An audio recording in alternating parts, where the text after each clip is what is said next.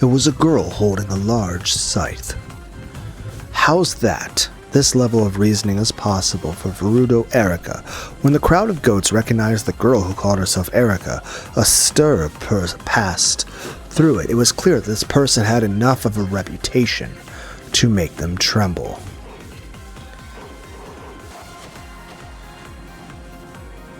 Erika lifted me up, flew into the air, and landed on top of the arbor, whatever. Then she let go of me, and still wielding her scythe, made an elegant curtsy to the crowd of goats surrounding us. This is probably the first time most of you have met me.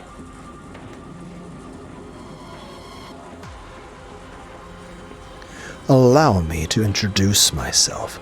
Pleased to meet you, everyone. I am Furudo Erika, the detective. If you're one of those blockheads who can only think of the Rudolph's family culprit theory, stand down. If anyone thinks they can counter my argument, please feel free. Of course, I won't be holding back either.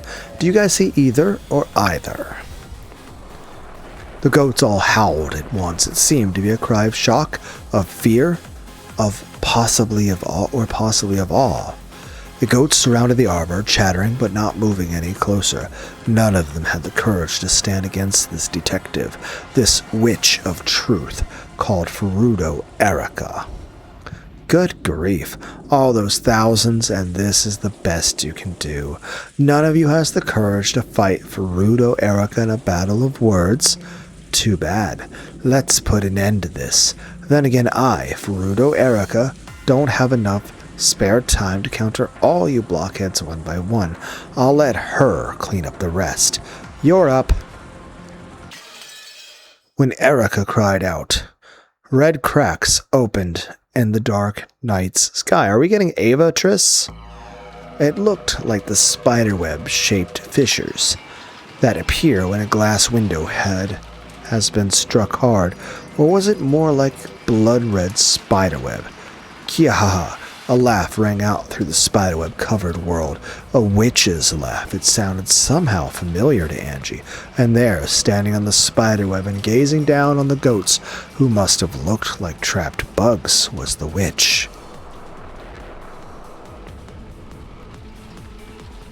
You forget me, and you call him the ruler of Rakanjima? You forget me, and you think Rudolph is the culprit? Kiahaha. It was the witch who had hidden inside of Ava.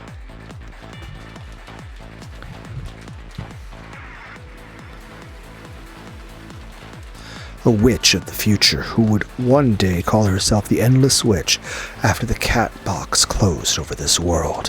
Who forgets Ava, Beatrice, and calls themselves the murderer of Rakanjima. How impertinent. On this island, who lives and who dies is totally up to me. All the wealth and gold is mine. Everything about October 4th and 5th in 1986 is mine to do with as I please. It all belongs to me, Ava Beatrice. Ava swung her one-winged staff at the crowd of foolish goats beneath her, proclaiming their deaths. The ceiling of spiderwebs that covered the heavens plummeted, and more spiderwebs seeped out of the ground at the goats' feet.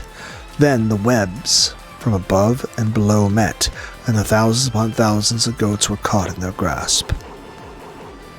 Then, as Ava swung her staff, it swirled around and around like egg yolk being mixed in a bowl. Eventually it was all packed into a mass of blood-red goo. The moans of goats drifted out from the inside. That entire crowd had been compressed into a meatball a few meters across. So, you morons doubt that I'm the culprit? Reaching the Ava culprit theory and giving up there is good enough for the likes of you. If only you'd just get crushed and disappear.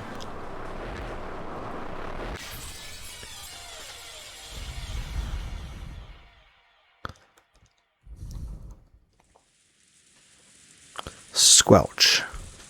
No other words could do that sound justice. After sucking in all those goats, the spiderweb ball vanished into thin air with a squelch. After that, there wasn't even a trace left. The dark rose garden lay there without any sound but that of the falling rain. Ava drifted down from the sky. Your aunt will always be on your side, Angie-chan. I'll never let anyone insult your family. Aunt Ava? I knew I should be grateful, and yet it really wasn't easy for me to believe that Aunt Ava was my ally. Ava realized that too. Don't worry.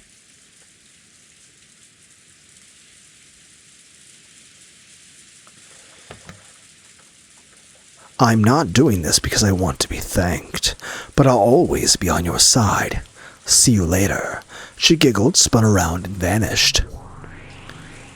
Now that she had already left, I started to regret not saying even a thank you, so I figured I should at least thank the other person who had saved me. Thanks for saving me? Who are you? I already knew her name. What I was really asking was why she had saved me. I'm Furuto Erika, the detective, and I'm also a witch. A witch? A witch of truth. One who searches for the single truth, and so are you, right?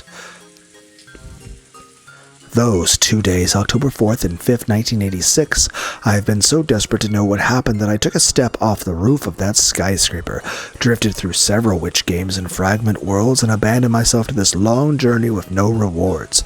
All I want is to know what happened that day. All I want is the single truth of that day.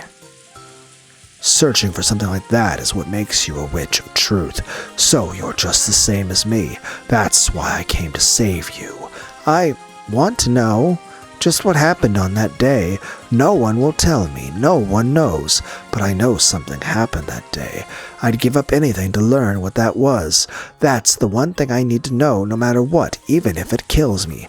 So tell me. You know, don't you? You know what happened on this island, right? Does a witch of truth expect to be given the truth? If I told you that so-and-so was the truth, would you really just accept whatever I said? No, I wouldn't. What did Battler-san show you today? Today, Oni-chan showed me a bizarre Halloween party. It may have been heartwarming and a lot of fun, but it definitely wasn't the truth. Didn't Battler-san show you something and say it was the truth? It's not. That couldn't be the truth. Sometimes other people will try and mislead us by claiming they know the truth. But a real witch of truth must continue to pursue the single truth without being led astray. That's why you can't accept the fake truth that Battler-san's trying to force on you. You care about finding the one real truth more than anything else. Yeah. Oni-chan is trying to confuse me. I've felt that this whole time. Even though he knows everything about what happened that day, he won't tell me anything about it at all. How is he any different from Aunt Ava, who mocked me and refused to tell me anything even until the very moment of her death? Why won't Oni-chan tell me? Why? Why won't he tell me? The dam inside my heart burst. Why won't Oni-chan tell me what really happened? Why? I'm the only one who doesn't know. Why? No one's telling me the truth. Tell me what happened that day, Oni-chan. Oni-chan! I cried out at the rainy night sky. Hot tears poured from my eyes, but they were covered by the cold rain that beat against me, so no one other than me would know that they were tears.